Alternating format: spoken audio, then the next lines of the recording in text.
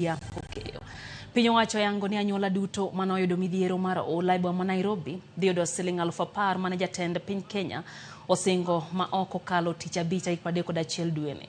Kalore kod jatend migawo mar arita Kithure Kindiki, apisa mag arita omi chik mondo mi kik ti gi teko mokalo kiew e dar oganda ma odak machiegni gi aoche. Kolero ni dar oganda go en okang' mar geng'o lal ne jopiny poni midhiero mar oula timore kendo e kinde mabiro.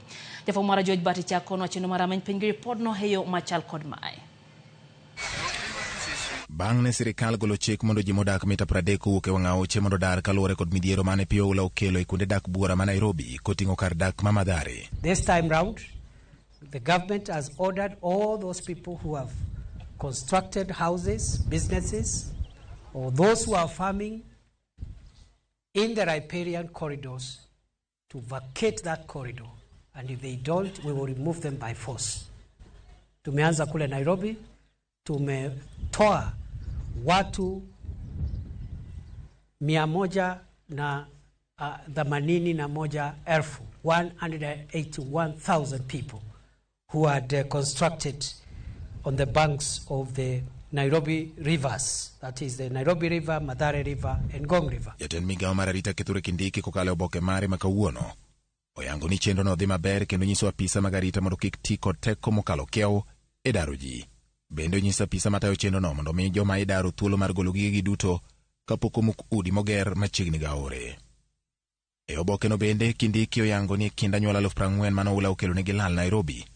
Maro manyuola 25,000 oseyudo siling 10,000 moro ka moro kaka ne jatend piny osingo. Kamodong' bende dhi yudo omenda gi tich abich tarik 31 dweni mondo konygi e manyo kuonde ma ginyalo jotie, kendo ni ji mane oula okelo negi lal ibiro mi thuolo mokwongo e udi mane nengogi ogonyore ma piny owacho gero e gwenge mopogore opogore ma Thurka.